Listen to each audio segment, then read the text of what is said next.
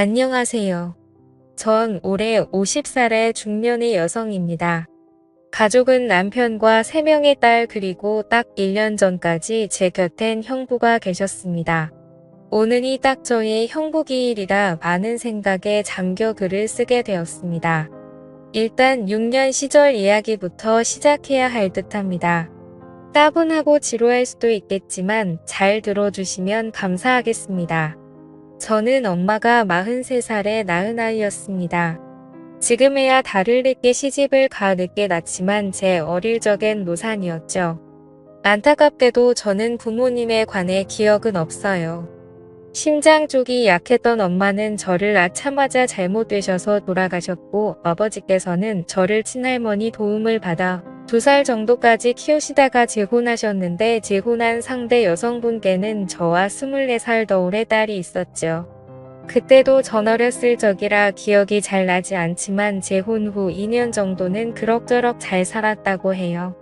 2년 후 새엄마가 갑작스럽게 유방암 진단을 받고 1년 정도 항암 치료를 하며 투병하시던 중 돌아가셨어요.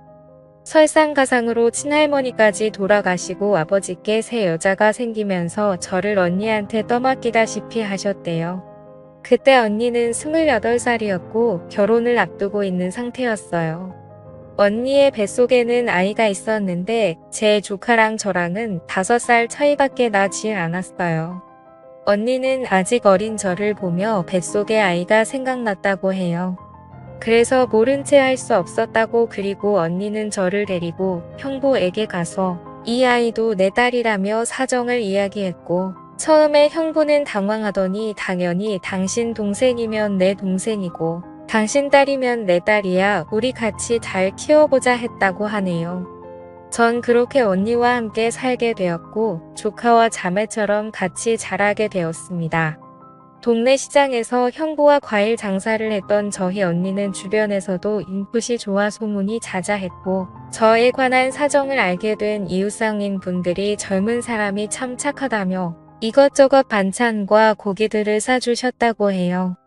때문에 저희 언니는 항상 장사를 마치고 집으로 올 때 한가득 먹거리를 들고 오곤 했죠. 형부와 언니가 밖에서 돈을 벌어 오는 동안 저는 학교 끝나고 어린이집에서 조카를 데려와 같이 그림 그리기도 하고 인형 놀이를 하며 놀고 있으면 향긋한 과일 냄새를 풍기고 들어오던 언니가 기억이 많이 납니다. 제 조카는 저를 언니 부르며 잘 따랐어요. 언니를 닮아 예쁘고 애교도 많아서 형부의 사랑을 많이 받았죠. 아직도 조카를 쳐다보며 행복해 하던 이제 다시는 볼 수 없는 형부의 미소가 잊혀지질 않네요. 전 그렇게 어린 시절을 사랑이 넘치는 언니의 가족들과 행복하게 보냈지요. 그런데 제가 15살 되던 해에 저의 인생을 뒤집어버린 비극이 찾아왔어요. 온 식구가 해돋이를 보러 다녀오던 중 차가 비탈길에 미끄러져 도로를 벗어나 전복되는 사고가 난 것이었습니다. 이 사고로 인해서 저의 언니와 조카는 목숨을 잃었고 저와 형부는 가까스로 생명을 건질 수 있었습니다. 의식을 차린 후 의사 선생님께 들었는데 운전하셨던 형부는 약간의 골절과 타박상만 있었고 제 언니와 조카 그리고 제가 많이 다쳤었다고 셋 다 피를 너무 많이 흘려 수혈이 필요했는데 언니와 조카는 형부와 혈액형이 달라 수혈이 불가능했고 불행 중 다행인지 나와 형부의 혈액형이 같아서 의식이 있던 형부가 제게 수혈을 해줘 저를 구할 수 있었고 언니와 조카는 운명을 달리하고 말았다고 했습니다. 절망적인 소식을 들은 저는 정신을 차릴 수 없었어요. 언니와 조카의 모습을 다시 볼 수 없다니 정말 하늘이 무너지는 줄 알았습니다. 형부도 아내와 자식을 잃은 충격에 한동안 말도 못하고 정신을 못 차리고 넋이 나갔었죠. 원래도 무뚝뚝한 사람이긴 했지만 사랑하는 사람들을 잃으니 표정이 싹 사라진 정말 시체 같았어요. 가족을 잃어보지 않으신 분들은 아마 감히 모르실 겁니다. 숨도 못 쉴 정도의 아픔과 고통을 처음으로 체험했어요. 역시 태어나기 전까지 정신과 치료를 동반하며 회복하기까지 시간이 많이 필요했고 조금씩 정신이 들 때쯤 형부의 병실을 매일 찾아갔어요. 시간이 흘러 형부가 먼저 퇴원을 하고 뒤늦게 퇴원을 한 제가 집으로 돌아갔을 때 저는 경악을 금치 못했습니다. 집안은 말 그대로 엉망이었어요. 사람의 온기는 온데간데 없고 여기저기 놓여진 술병과 쓰레기들, 술 냄새에 찌들어 잠든 형부의 덥수룩한 수염, 정말 페인이 따로 없더군요. 제가 집으로 들어오자 형부는 이야기를 하며 저를 한번 쓱 쳐다보고는 다시 자리에 눕는데 그 눈빛은 마치 자신도 죽여달라는 눈빛이었어요. 집으로 돌아온 저는 집안 곳곳 널린 쓰레기들과 술병을 치우고 그동안 쌓여있던 빨래들과 설거지 등 집안 청소를 싹 한우만기를 시키고 저녁을 준비했죠. 저녁 준비가 다 되자 자고 있던 형부를 깨워 식탁 뒤에 마주보고 앉아 오랜만에 같이 식사를 했습니다. 분명 갓 지은 밥과 계란 후라이인데 그렇게 차가울 수가 없었어요. 그 차가운 공기를 빼고 제가 먼저 말을 했죠. 나는 형부나 다시 학교 가야 되는데. 형부는 그래 전에 다니던 학교로 가면 되겠지. 나는 내 형부는 선생님께 말씀드리마. 그렇게 저는 다시 학교를 다니게 되었고 언니와 조카모까지 열심히 살겠노라고 다짐하며 이를 악물고 공부를 했고 결국 전교 1등을 하였습니다.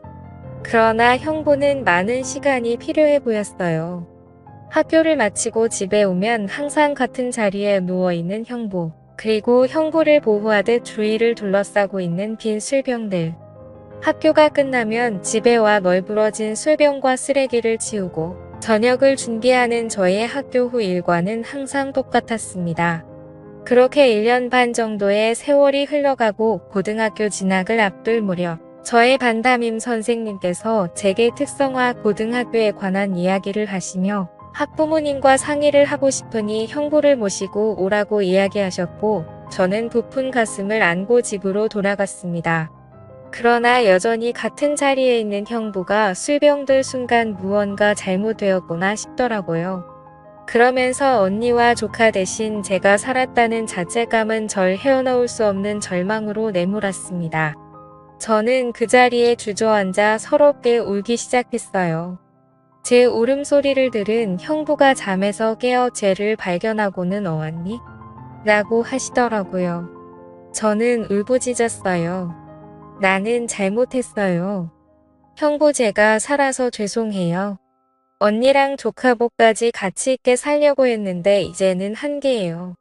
미칠 것 같아요. 그러게 왜 절 구하셨어요? 왜 나 같은 걸 구해서 힘들어해요? 그냥 그때 언니와 조카랑 같이 죽게 냅두지. 그냥 죽을 걸 그랬어. 이야기하며 베란다 난간으로 올라가는 나를 보곤 형부가 달려와 뒤에서 꼭 끌어안고 말씀하셨어요. 형부는 미안하다. 내가 너무 괴로워서 그랬어. 내 와이프랑 딸 생각하면 미칠 것 같아서. 너는 이제 내 자식이나 마찬가지야. 아내도 자식도 잃은 내게 처제인 너밖에 없어. 우리 시간이 걸리겠지만 먼저 간 내 언니랑 우리 딸복까지 같이 잘 살자. 내가 노력하마. 저는 고개를 끄덕이며 형부와 약속을 했습니다. 하늘에서 지켜보는 언니와 조카에게 부끄럽지 않게 열심히 행복하게 잘 살아보자고요. 저는 담임 선생님이 추천을 받아 특목고에 진학했고 다른 학교보다 비싸던 학비로 인해 형부는 밤낮으로 일을 하셔야 했습니다. 저는 낮에는 과일 장사를 하고 저녁에는 택배 일을 하시는 형부를 보며 그 고생이 헛되이 되지 않도록 피땀 흘려 공부를 했고 고생 끝에 서울대에 합격했습니다. 순간 언니의 기뻐하는 얼굴이 떠올라 너무 뿌듯하고 행복했어요. 형부는 이거 딸하늘 나라 갈 때 받았던 보험금이야. 너는 내 처제지만 내 딸이기도 해. 이걸로 내 등록금을 내주고 싶구나라며 내주시더군요. 그걸 내어주시는 그 마음을 너무나도 잘 알기에 전 차마 거절할 수 없었습니다. 전 더 이상 형부께 부담을 주지 않으려고 과외 아르바이트를 구하고 악착같이 공부에 장학금을 받아 학교를 졸업한 뒤 대학원 석사과정까지 이수할 수 있었습니다. 석사과정을 이수하고 저는 알아주는 기업의 연구원으로 취업을 하게 되었습니다. 대기업의 연구원이라 야근이 잦았으나 바쁜 와중에서도 형부를 행복하게 해드리고 싶어서 재미있는 영화도 예매해서 보고 맛있는 것도 먹으며 같이 데이트를 했습니다. 형부와 함께 시간을 보내는 것 자체가 제겐 기쁨이고 행복이었으니까요. 그렇게 행복한 시간을 보내며 저는 같은 연구원 직장 선배와 인연이 되어 결혼을 하게 되었고 형부에게 소개 자리를 마련했습니다. 형부는 말수는 많지 않지만 따뜻하고 듬직한 사람이라 좋아하며 기뻐하셨습니다. 그리고 제 상견례 전날 형부가 제게 할 말이 있다며 부르셨어요. 형부는 이거 내 언니 보험금이야. 혼수 준비할 때 보태렴. 나는 형부 이건 받을 수 없어요. 제 언니 목숨값을 제가 어떻게 이 돈까지 받으면 제가 어떻게 살아요. 형부는 내 언니였어도 이렇게 했을 거야. 그리고 한 가지 부탁이 있다. 내 결혼식 날 신부 입장할 때 이 손을 내가 잡아도 되겠니? 그래야 하늘에 있는 내 언니도 편하게 눈을 감을 거야. 저는 형부의 말에 눈물을 흘리며 너무 감사하다고 사랑한다고 형부를 꼭 안아드렸어요. 그렇게 저는 형부의 손을 잡고 모두의 축복 속에 결혼을 했고 남편과 상의 끝에 서울 끝자락 동네에 2층짜리 주택을 마련해 형부를 모시고 살게 되었죠. 쉽지 않은 결정이었을 텐데 지금도 남편에게 참 감사하네요. 저는 이렇게 사랑하는 두 남자와 살며 첫째 딸을 낳고 딸의 애교에 항상 집안에는 웃음이 돌며 끝나지 않을 것 같은 행복을 누리고 있었어요.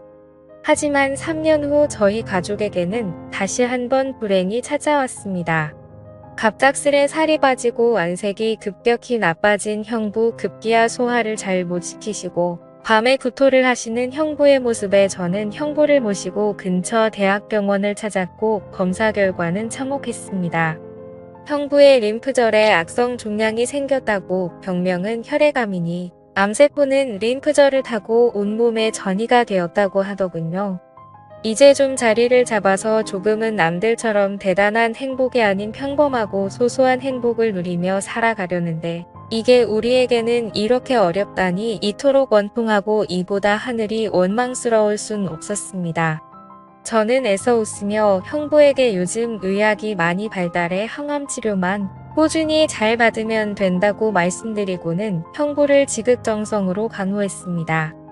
형부는 항암 치료를 받으시면서 헛구역질도 하시고 머리카락도 빠져 많이 힘드셨을 텐데 옆에서 간호하는 제게 힘든 내색 한번 하지 않으셨습니다. 그런 형부를 보며 저는 더 열심히 형부를 간호했고 일과 육아를 병행하던 탓에 무리를 했는지 그만 연구실에서 실신을 하였습니다. 눈을 떠보니 새하얀 병실 과로를 했구나 생각하며 일어나려는데 의사가 한 말은 뜻밖이었습니다. 의사는 축하드려요. 임신입니다. 임신 12주 되셨고요. 상동이네요. 충분한 휴식과 영양분 섭취하셔야 합니다. 뱃속에 있는 아이들에겐 미안했지만 저는 너무 혼란스러웠어요. 하필 지금 이 상황에 임신이라니 마냥 기뻐할 수 없는 이 현실에 가슴이 먹먹해 눈물만 흘렸죠. 저는 이 사실을 형부에게 말할 수 없었기에 남편에게 뱃속에 있는 아이들을 지우자고 이야기를 했어요. 남편은 그저 말없이 눈물만 흘렸죠. 그리고 다음 날 저녁 형부의 항암 치료가 있는 날이라 저는 퇴근을 하고 죽을 사서 병원으로 형부를 보러 갔어요. 형부는 많이 수척했지만 환한 미소로 저를 반겨주셨고 저는 형부 식사 아직 안 하셨죠. 사온 따끈따끈한 죽과 반찬거리를 꺼내기 시작했어요. 그런데 형부가 제 앞에 아기 벤의 쩌구리를 내놓으시는 게 아니겠어요.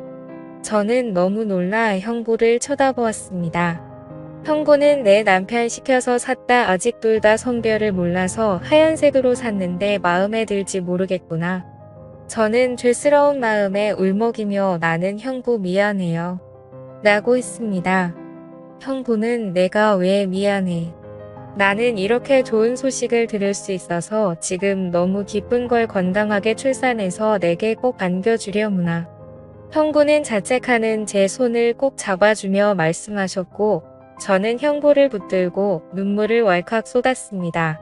저는 남편과 상의하여 휴직계를 내고 육아와 간병에 전념하기로 했습니다. 낮에 아이를 유치원에 보내고 형부가 있는 병원으로 갔습니다. 그런 나를 보는 형부는 홀몸도 아닌데 병실에 찾아오지 않아도 된다고 말씀하셨으나 저는 이것조차 못하면 제가 죽을 것 같다고 말씀드렸습니다. 형부는 태교도 못하는 저에게 미안하다며 병원 휴게실에서 이야기책과 잡지를 들고 오셔서 아름다운 풍경 사진도 보여주시고 재밌는 이야기도 들려주셨어요. 형부와 같이 사진을 보며 신혼여행도 제주도로 가서 한 번도 외국 여행을 가본 적이 없다는 형부를 꼭 모시고 가리라 다짐을 했었는데 저의 출산이 임박함과 동시에 형부의 상태는 악화되어 갔습니다. 팽행 머리 가죽만 남은 뼈에 분만실에 들어가기 전 다른 산모들은 건강한 아이를 낳도록 기도하는 시간에 저는 출산을 하고 나왔을 때 형부가 살아계신 것을 기도했습니다. 그리고 저는 건강한 여아들을 출산했습니다. 병실로 옮겨진 저는 곧바로 형부에게 전화를 했습니다. 아직도 그날의 기억이 생생하네요. 다시는 형부의 목소리를 들을 수 없을 것 같아 어찌나 마음이 조마조마하던지 형부는 다행히 전화를 받으셨습니다. 형부는 고생했다며 누구보다 기뻐하셨고 저도 부푼 마음으로 아이들을 형부에게 보여줄 생각에 회복에 힘을 썼습니다. 다행히도 우리 어린 공주들은 건강에 아무 문제가 없었고 저 또한 빠르게 회복했습니다. 저는 남편과 아이들을 데리고 형부의 병실을 찾아갔어요. 형부는 아이들을 보며 너무 예쁘다고 수고했다고 말하며 한없이 행복해 하셨습니다. 하지만 저희가 왔다 간 다음 날부터 형부의 상태가 급격히 악화되었고 의사 선생님께서는 마음의 준비를 하라고 말씀하셨습니다. 그런데 저는 이대로 형부를 보내드릴 수 없었어요. 정말 업장이 무너져 내렸습니다. 며칠이 흘러 형부가 저희를 먼저 병실로 부르셨어요. 저의 가족을 한번 울어본 형부는 엷은 미소를 띠며 좋은 추억만 만들어줘서 고맙다고 너무 행복했다고 세상에 비련이 남지 않는다며 제 손을 잡아주시고는 이제 그만 내 언니가 있는 곳으로 보내주려는 하라고 하시는데 저는 형부의 진심에 목이 메어 하염없이 눈물을 흘렸습니다. 그리고 그날 저녁 1년 전 오늘 나의 형부는 그렇게 눈을 감으셨고 그 모습은 그렇게 평온해 보일 수 없었습니다. 형부를 조카와 언니에게 보내드린 후 저는 형부에게 받은 사랑을 잊지 않기 위해 한 달에 한 번 꼭 저희 가족들과 헌혈을 하고 있어요. 앞으로 베풀면서 열심히 살겠습니다. 지금까지 제 사연을 들어주셔서 감사합니다.